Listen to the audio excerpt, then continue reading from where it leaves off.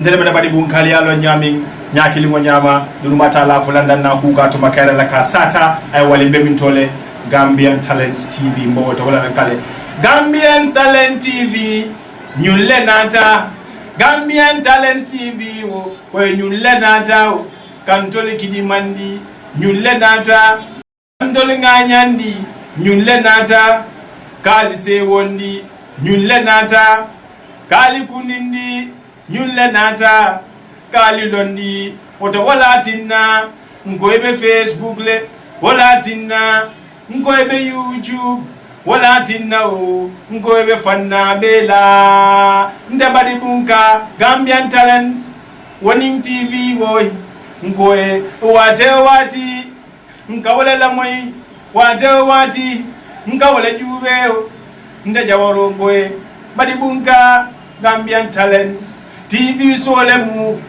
mbeli mbetema ko sunkalango ngoyeko mbeli mbetema ko min sunkalango taj. Welcome back to another exciting edition of the Youth BANTABA Show.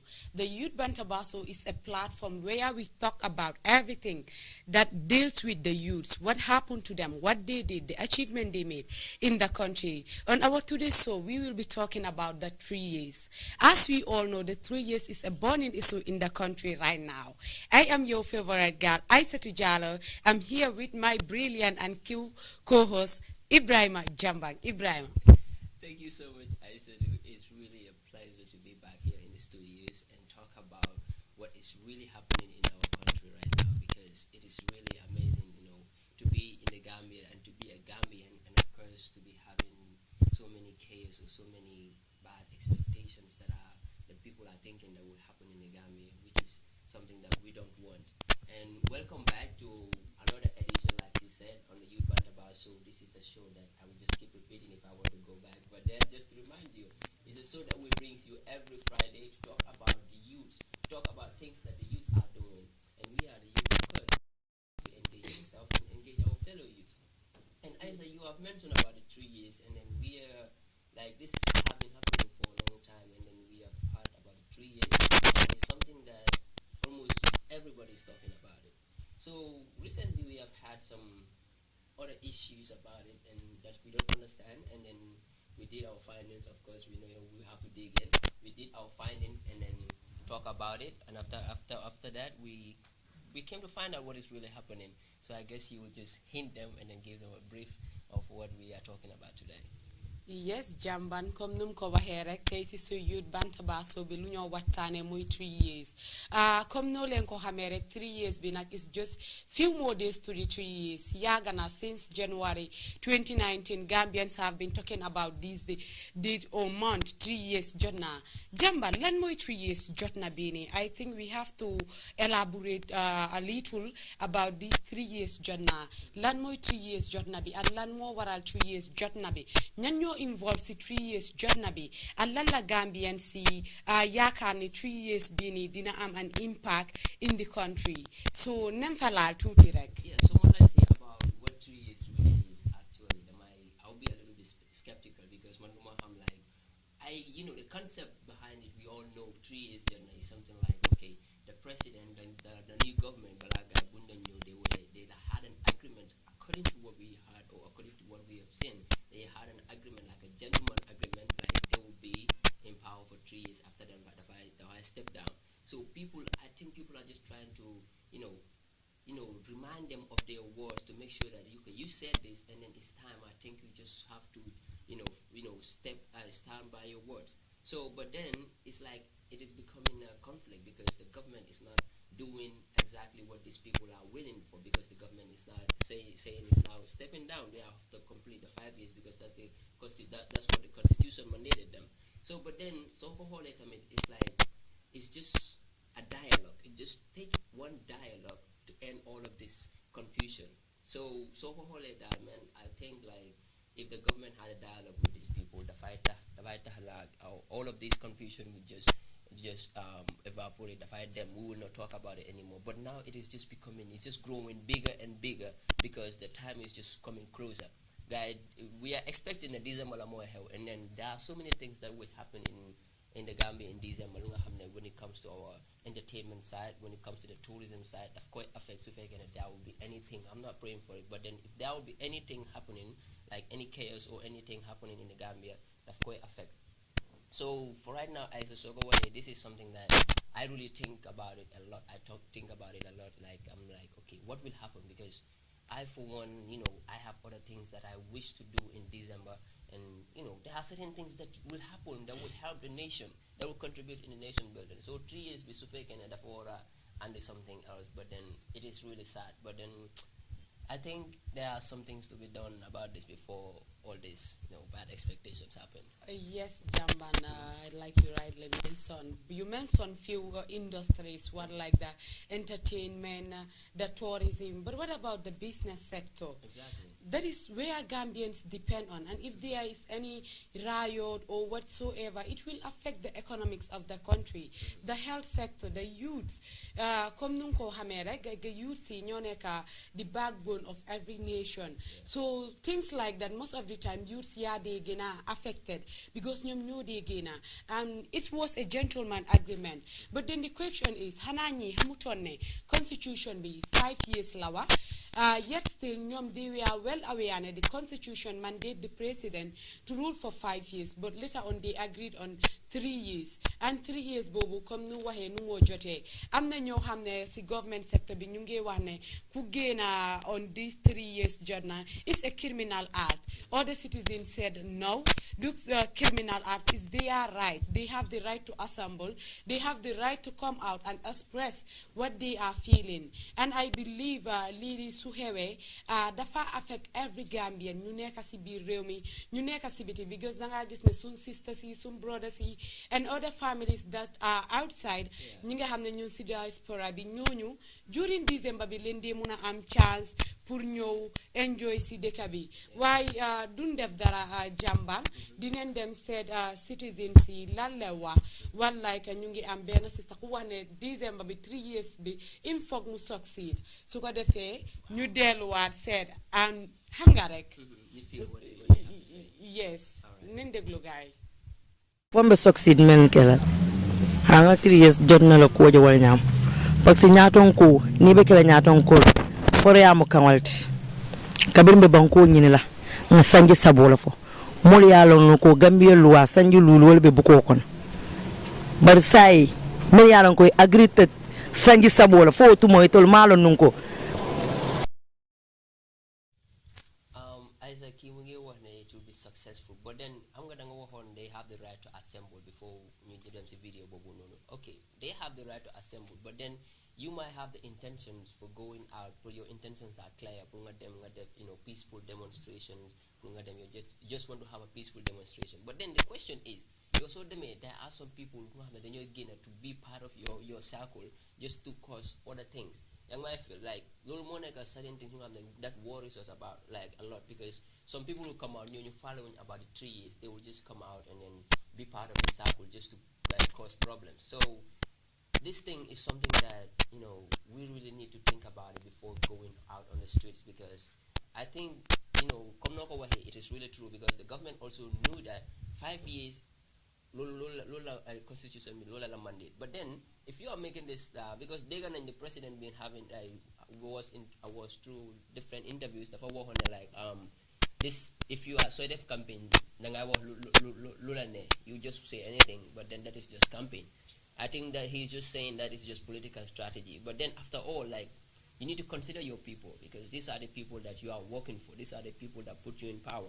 So if they are not satisfied with what you are doing, I think you have a responsibility to and then associate with them, engage them and talk to them. Like, okay, I said I will be in power for 3 years after I step down, but then my expectations are higher than that. Like, my plans are bigger than that.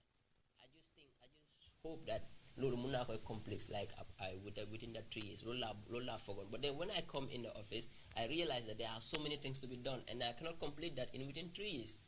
I think we are all in the same boat. Like those coming out for this 3 years issue, they have the same aims and objectives. They just want the betterment of the nation.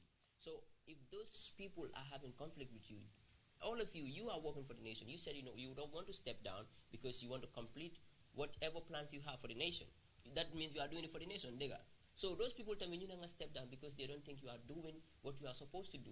There is something lacking. So if you both are having conflict and on the same priority, so I think those two parties have to come together, and have a discussion, have a dialogue to engage each other. Okay, this is what I want to do, but I can't complete it. This is, you are not satisfied with what I can do. Now, what do you think I can do? What do you think I can improve on? Which side, which area? It's not like, you or the government doesn't mean that you have to exclude yourself from the public. I think you also have to engage the public and talk to them. Maybe sometimes when you engage them, they have certain ideas, like, there are certain brilliant people out there, even in the 3 years organization, they have smart, brilliant people. They can give you ideas. If you implement it, it can be good. At least everybody be in the same sector. Because for right now, we're not praying for it. That is what happen December. It will not be good. Like both parties will fail.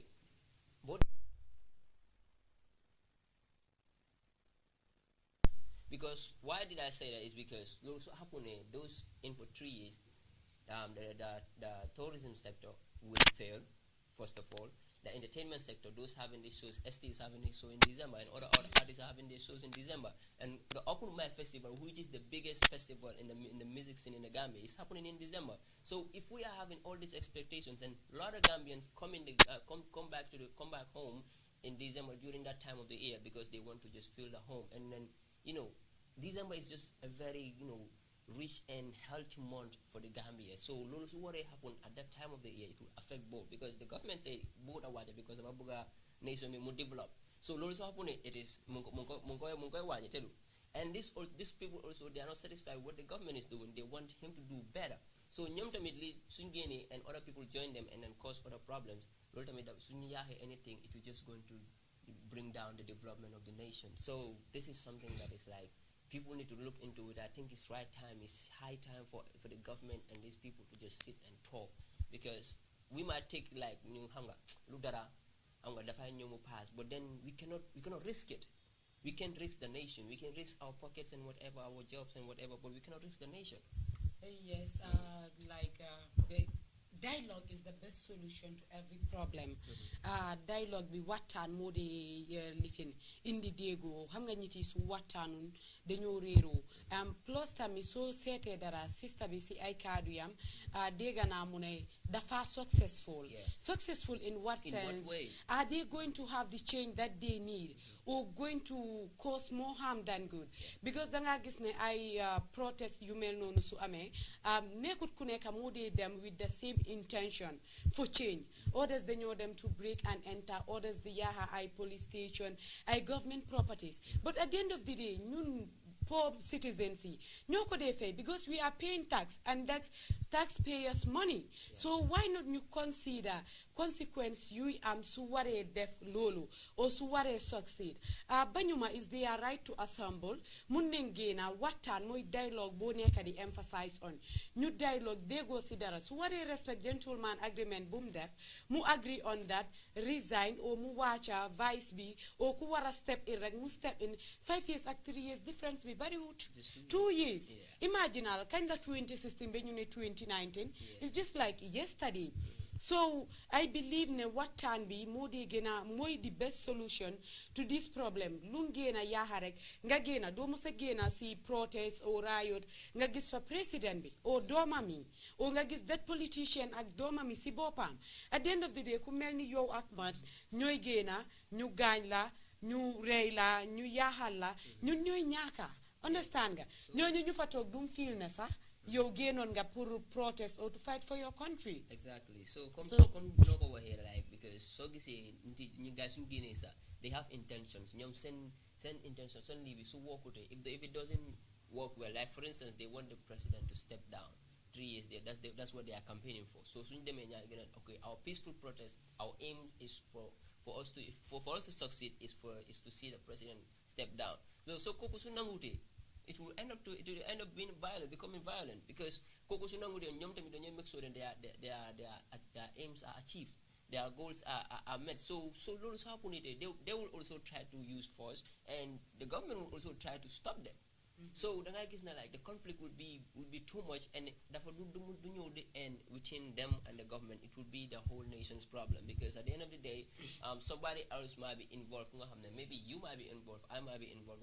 I was not even part of it. Or I don't even know what is happening. I've just and that would really affect me. So the guy is not like, if you are calling for something, like, it will not happen. It will not only stop within yourself. You will affect the other people around you. So, because when you look at it, Gambia is something like, it's a nation, it's a very peaceful and a very quiet environment. Like, almost the whole world recognizes Gambia for its silent and beautiful and peacefulness. So, those what happen, like, people are having all these things. Wow, Jamban, the family. Then we need to go for our first commercial break. Then after that, so then you them back then a commercial break. Bugata then you delo. Stay tuned. We're coming back. Yes.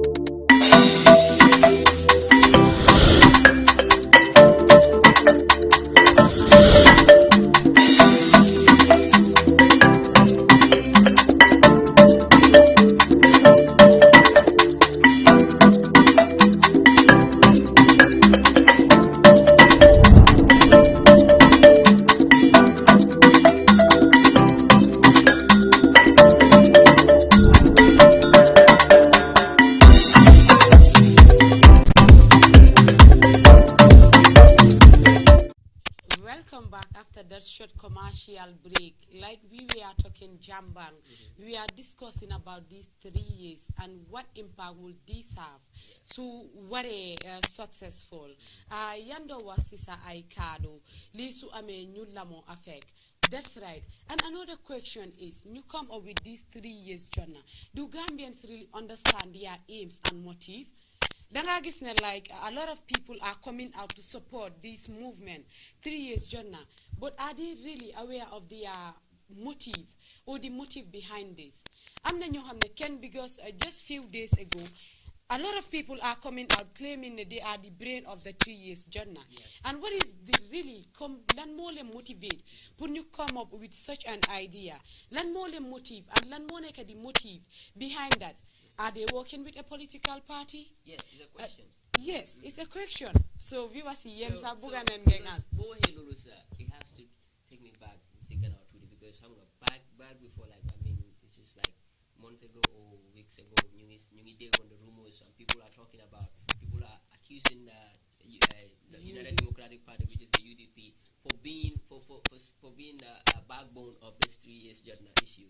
So they get and then people, nobody believe in like they are part of these people, and we are not sure. Maybe and it might not be, but then the thing is, whatever it might be, like within themselves, they have a little misunderstanding saga within them. So with all that, like, it has to come to an agreement. All of this happening, it has to come to an agreement.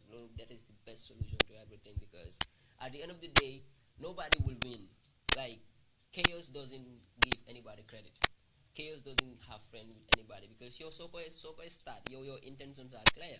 You don't know who and who is outside there. You don't know who is having the bad intentions of doing anything. Making it hard for that opportunity.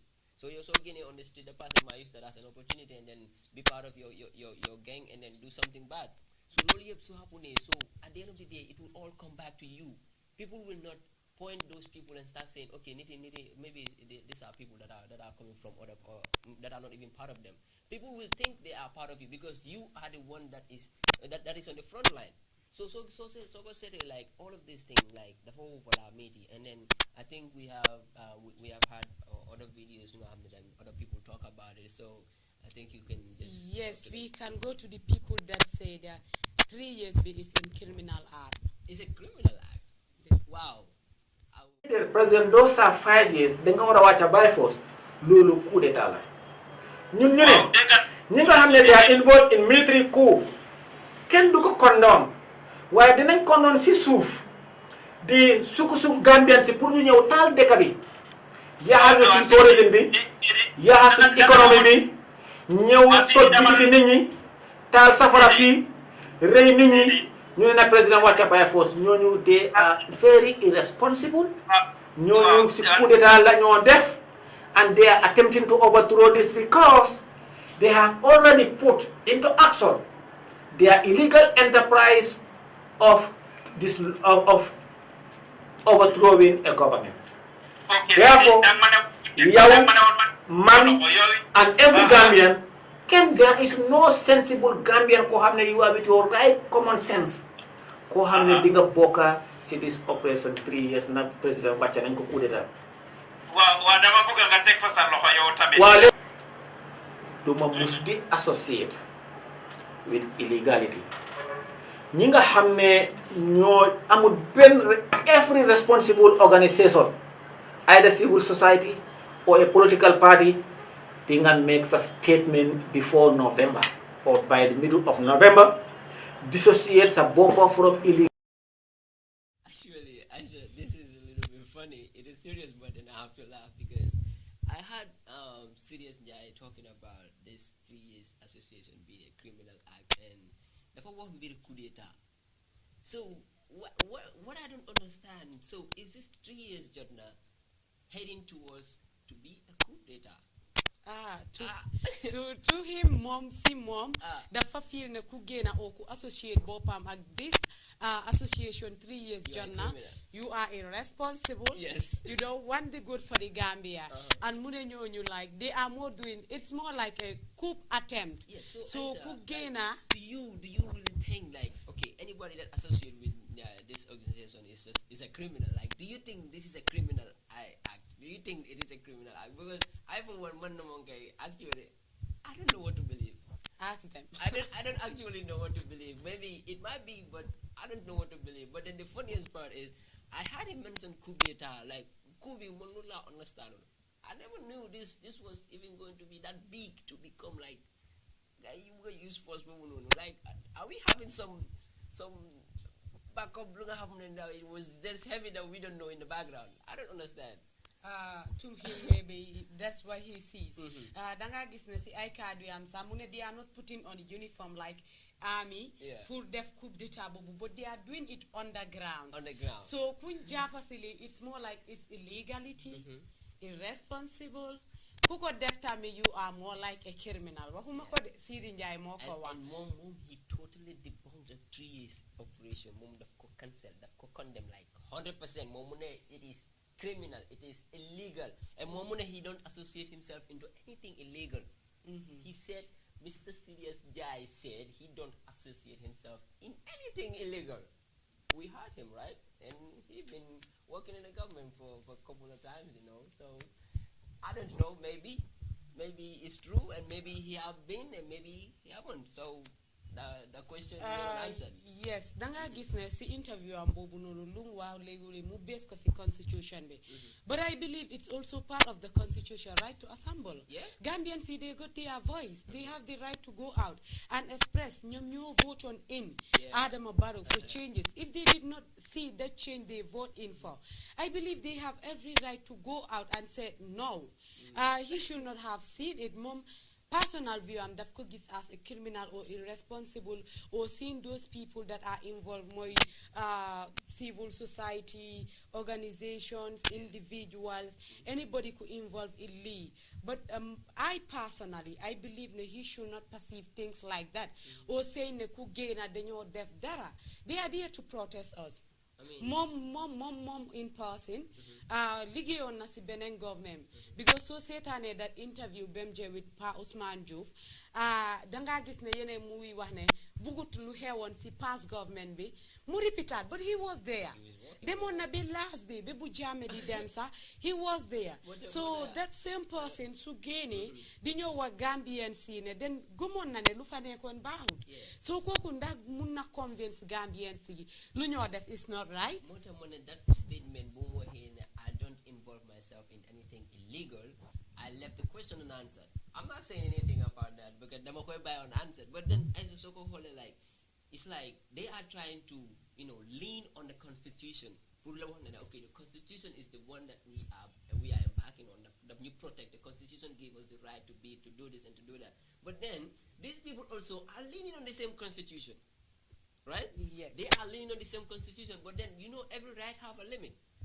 Responsibility. Every right comes with responsibility. So you said the constitution mandates you to be in office for 5 years and after go for election. But then these people also, the constitution give them the right to assemble. And another question is, before I going for this agreement, yeah. Hananyom Hamuton the constitution below Lula mandate. That is the $1 million question. Sungene di one the constitution bale mandate to Lulu. The family con yun bundo choose guy when you represent you. They are not aware of our own constitution. Then I said this thing is just way beyond the 3 years and the government themselves. Man, I think there is the major problem is something that even maybe man maybe but they are trying to ignore it. But then I think it is way bigger than this.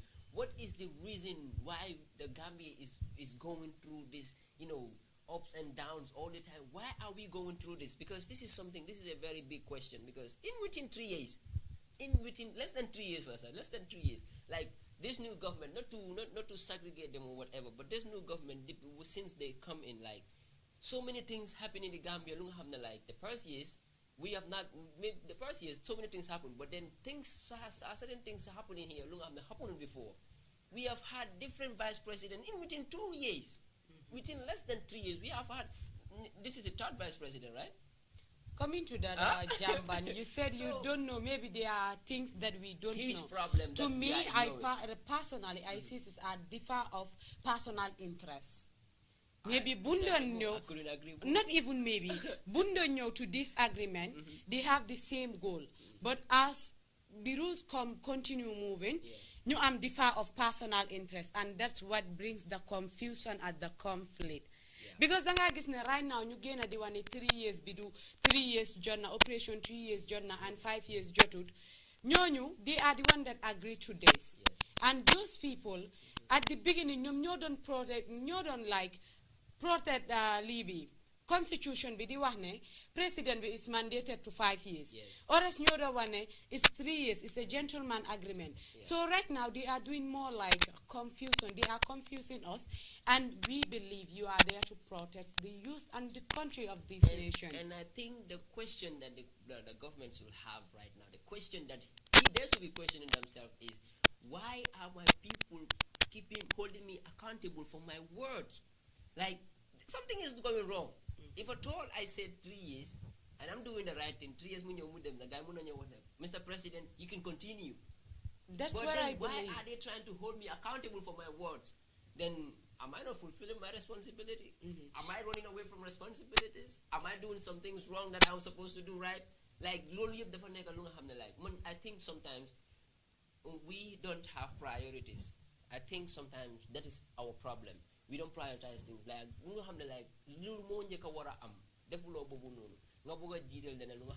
okay, this can be done, but then it is a minor issue. If I did this one, this will be better. It will impact more on the nation than this other one. But still now you want to do it. And then the thing is, I think about this 3 years issue, there's an organization, these people were having this a little bit doubt because they were like, this government, they are too secretive. You don't know much about them. You don't know what is really going on. We don't know what they are working on. I think that all those, the rumors, the fact that like people come, people assemble, and then their organization is just growing bigger. Because if I come, I explain, you know what? I think the government need to go down because we are not satisfied with what they are doing. My confidence that you imagine, you just try to see if you can relate with what I'm telling you. So if you can relate to it, you will be part of me. So you can see that like they are having, the circle is just getting bigger because they are having more people coming to them, because when they think about it and they relate it to themselves, and then they can see that, okay, the reality is what these people are fighting for is really something that is true.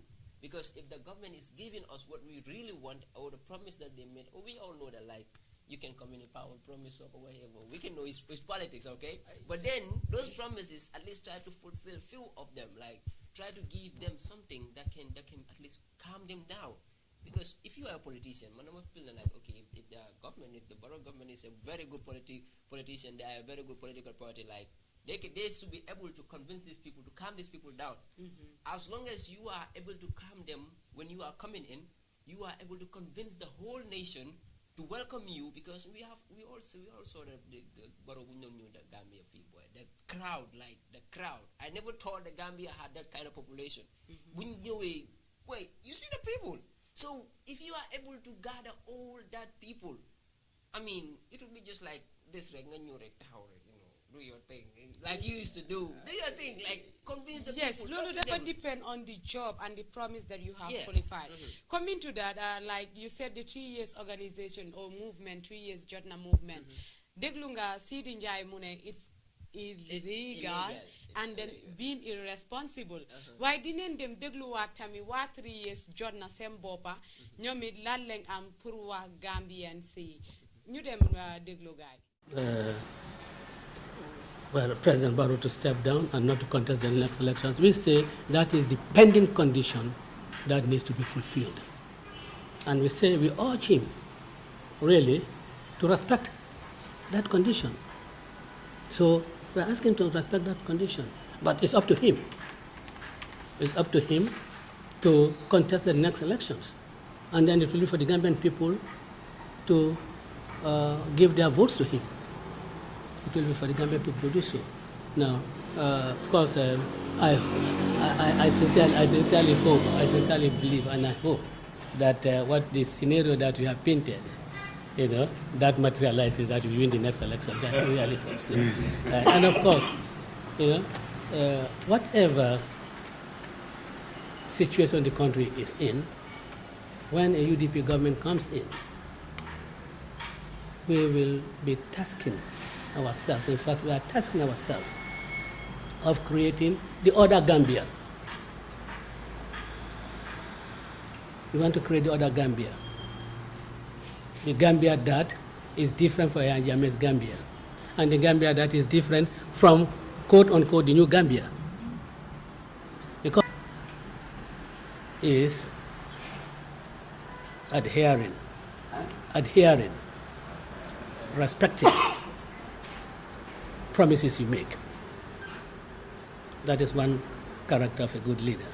So, for me, any leader that does not respect promises he makes is deceitful. And certainly, I don't think Gambia wants leaders that are deceitful. I think Gambia wants leaders that will accept and fulfill promises they have made, irrespective of what the consequences are. And you should be able to really subordinate your personal interest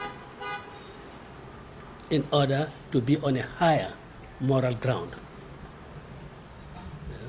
If President Jammeh had opportunity, he said they'll be just for 2 years, and if had adhered to that, he would have been the most respected leader in Africa. If President Adama Barrow also respects his promise, he would be one of the most respected leaders in Africa. He can go to ECOWAS and say them bye-bye. I'm going because this is what I had promised to the Gambian people. This is what I had agreed with other political actors. He would go to the AU and say bye-bye. UN. And can imagine there would be ovation. There will be applaud. And it will catch the headlines of all the international media.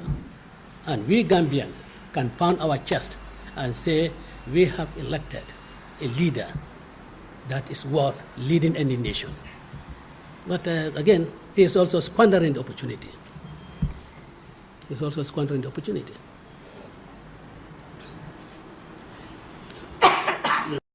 Welcome back after that short video, and we are apologizing. We said 3 years JOTNA are the ones coming, but due to technical error, te ñu ngi nervous dem buga Gambian si setali, dem buga Gambian si janga sili, most especially the youths jambang. Déglu nga kii bu baax. Tell me something. I'm just speechless because one thing, Mama Jalasili, the speech behind. Yes. And you know why? I can say two things. First is when he was the vice president, he was like, okay, he said the constitution said 5 years. Bumgeni right now he is talking about, he's saying the president should respect the 3 years, and solve the problem. And solve the problem in what way? And the second thing is, the public is accusing his party for being part of these people. And so now first living Bisawa UDP la. So I said like maybe it might be like okay 75 25 80 20 how about that? But then I cannot rate, but Smoko rate actually like the possibility of that statement being true, like that the UDP are behind or are in line with the 3 years JOTNA organization. I can say the possibility is just 60-40. The possibility is 60-40 because like okay, listening to his speech now and his previous speech when he was vice president is quite different because he debunked his own statement when he was like okay it's 5 years now he debunked his own statement that he said when he was the vice president. So the guy is like this confusion this is affecting not just the Gambia but especially the youth. Where are we going? Like we don't know where we are really heading.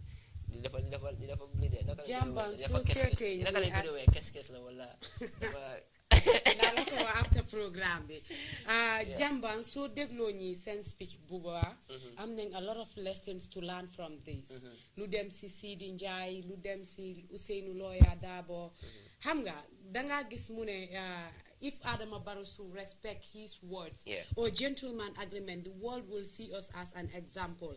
That is right. Didn't you gis as an example? But hamna bu key Adama Barrow ban party moko into power is UDP. UDP la represent, but now they denied him completely. Denied him in the sense that buguñ sa pour nga wax len ne Adama Barrow UDP la. Mom si bopam bum demé be affaire ci né office bi né rek AC bi lifin nga rek mu dem be mu né mom nekatut UDP mom Barrow Youth Movement and groups you mel nono why I believe ne so demé be wara represent sa deka represent the interest of the people not your own interest. And Africa, that is the problem we face in Gambia. No lenge na neka di face. So the gloki speech jambang honestly man janga na silubari and I believe Sylvie was janga na silubari. And it's coming back to janga na silubari because there are so many things of course so you can learn a lot from it. But then at the end of the day like you need to ask yourself a question like as a youth what is your position? Yo lan mo nek as a position right now because from like we youth we are fond of that like complaining all the time like if something is not going right we talk about it we complain about it. Well, just give us one office, just one corner at the office of like at the government. Just mind you be an office like we are cool. We started acting otherwise. It's like you will not it's like they are not even the same person. You have on the street talking. So now the question is like, what is the perspective of the youth right now? What is our mindset? Do we really know what we want? That is the main question. Do we really know what we want? We know what we want, but when we have what we want, can we implement it? The reason I said, did we really know what we want? Because right now, that talk, everyday government be irresponsible, definitely.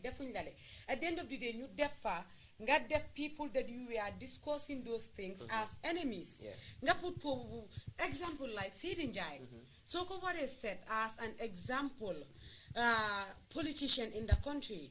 Ban level nga korete numako wahe on earlier like mumoto gon during Jammeh's government demo nembes bu Jammeh bumdo resign sa Sidi Njai was still in office. Right now that same person more than the against that political party those people because so wahe APRC you are not talking to Jammeh alone. There's a lot of youths in APRC, there are a lot of youths in UDP. Understand? So I believe it's about time you see new start the hamlumbuga. Gisna nit ki so hamul lobuga do musa am. Then they want a satisfied life is better than a successful life. Because satisfaction is measured by yourself. whilst success is measured by others. Why Gambian youth sometimes so settle the family union, we just want to be success. We just want people to see us up there. We just want to have that benefit. Care about the next person. Right now, you talk. Mangewa, Baro, UDP, GDC, APRC. Next minute, my office bena party ni right. My talk ne this support but them to the last level. Munna he so Gambians see they want to learn from this. No, not to believe political parties or our political leaders ne because nit ki ñew na mu wax la story singa xamne amne lolu enough. Yeah, and as we had enough of that. Yeah, talking about the youth, the youth are so much involved in politics because in most of these political parties, especially UDP, we've seen that there are most of 85% of them are youths, very young and talented people, young people.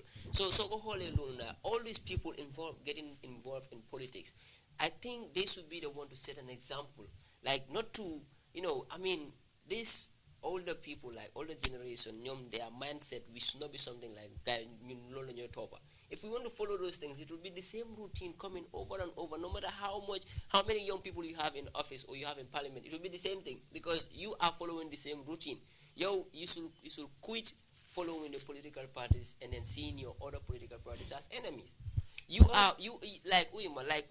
Those two things, like you are a political party, I'm a different political party, we just come from a different party, but then doesn't mean that we are enemies. We are still working towards the same goal, that is the interest of the nation. So anyway, having that discussion, you should all be in line.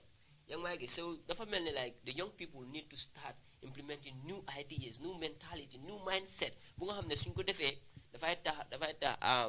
The way that our country is going will be different. The way our political parties are, it will be different. So definitely, like, we the youths, like, we have a huge role to play because we need to know the interests of the nation will always come first, and we need to know that our oppositions are not our enemies. We should not always see whatever happened. We should not take it politically. Like whatever happened, politically. Okay, he's not from my political party. I should not listen to his idea. He's not from this. I should not listen to him. Or this is that. This is that. That is not the case. Like, if the next person is talking to you, especially about the nation, I think you should listen. You should give an ear to the person. Don't call it like, okay, even so listen to the person. Like, okay, we are all working in the same. So in the side of politics, let's do politics. Let's do it 100%. When the on the side of the nation, let's do it on the nation, on behalf of the nation, 100%. So the mindset we more than want to change because young nigga they complain every time. This is that. This is not going right. This is not going right. And the second thing is hypocrite. We, that is our problem. Yes, that's why I said we. We are like hypocrites. Sorry to say it now, no offense, but then that is the fact because most people will be like even news at the face. You see people complaining about the government, how the government is not doing right by us. So at the end of the day, Sonyo is we as a journalist, you come outside, you just want to bring the mic to them to just express their feeling, what they are talking about. Then you don't. No, then why are you talking about it on the ground? Coming to that, yeah. Most youths are involved in politics nowadays. But do you know most of them, the concept they have? The last time, Bundeme Siralibi, when we interviewed some youths, youths deserve to lead the Gambia. What? They don't deserve to lead the Gambia. Meaning, youths have been failing us. Which category said this? Old people or younger people? Two. Both the old and the younger. One like Mr. Kasa Jata. There is a level point boomwane. Youth see then you fail. So we need to give chance to the older ones. In the sense that where they base it now. I'm not trying to be rude. But then Funko base moi Yaya Jame was a youth. They were youths, but they failed the nation. But then my question to them was, Barrow is not a youth. So them feeling a Barrow fail na you, Barrow ne could youth. Why nyom same funko base moy, Yaya Jame was a youth. So koko fum fail nation be Gambians see they were just chance to the older ones. They have been in the wrong lawn of politics. Understanding the meaning of politics. So man who youth tahawe di ma wax lolu, I was shocked because dama believe ne nit ki mag yooyu de war a nekk role models de war a nekk teachers de war a nekk ñi ñu educate di ñu woon yoon bi youth si nekkat si line bi pour def loolu because I don't believe ne all si mun nañ represent the interest of the youth. But youth see so ñëwee so consider a point boobu youth see can represent both when they have that good guardian, when they have that experienced old man out there or old woman. Understand nga? So man bu ma déggee loolu def ma soog youth su waxee loolu coming back to the hypocrisy level 2. Hypocrisy level 2. Nga dem fofu nonu nga ngi tanga defal ni fo hasal tuuti so nga dem fofu da nga men so nga man I'm trying to do the math nga dama bass I'm trying to calculate the whole thing literally ki mu ne youths fail us we need to give chance to the older one they are UDP right UDP exactly yes. That answer the question it's like that person come no mo joge wax ni people are not taking the interest of the nation first they are taking the interest of their political party first ñom ñu ngi consider everything they are trying to put their interest of the political party yo koku non is UDP koku mu ngi wax ne okay youth but he's still a citizen of this nation that's what I'm saying mom mu ngi try pour andi and koku fofu la wrong everything dafa mom dafa jass mbass everything because that point because at that point you understand that youth first of all the possibility of youth giving you the best service is 95.9% and the possibility of all the people giving you the best service is just 50% because youths are healthy youths are strong youths can do things like 95% of everything you want they can do it physically strong they are healthy their mind is sharp they can think well they can think faster they are active so you know and other people man lo koku nonu su deme mu dem se kanam mu tien digambi koku deme se kanam su tede bala muy always moy lolu so then with regardless of all of that like koku nonu dafa wara helat ne okay youth there is no way I want to use fail us we need to give chance to the older one lolu you cannot nobody can understand that like even though the youths fail us but that doesn't mean that the whole don't want to ignore all other youths that come in board like if that's the case then why is the UDP having like this Nakala Bensouda? Why is Bensouda the mayor? He is a youth. If I thought that what that guy is saying is something that people should really practice, and he thinks his party should really practice, then why is Bensouda in office right now?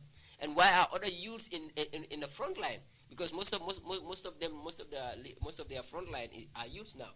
So like you cannot exclude the youths, like because we are the backbone of everything. Like if you want to exclude us, don't do them. No matter how much you try to push it, it will never go because we are the backbone. We are strong. We are strong, beautiful, active. Why? Beautiful and come on, man. Come on. Mom, why better jambang dun def dara da family waktu bu des bare tut why dinen dem certain operation 3 years jonna lung am pour tontu Gambian si. Okay.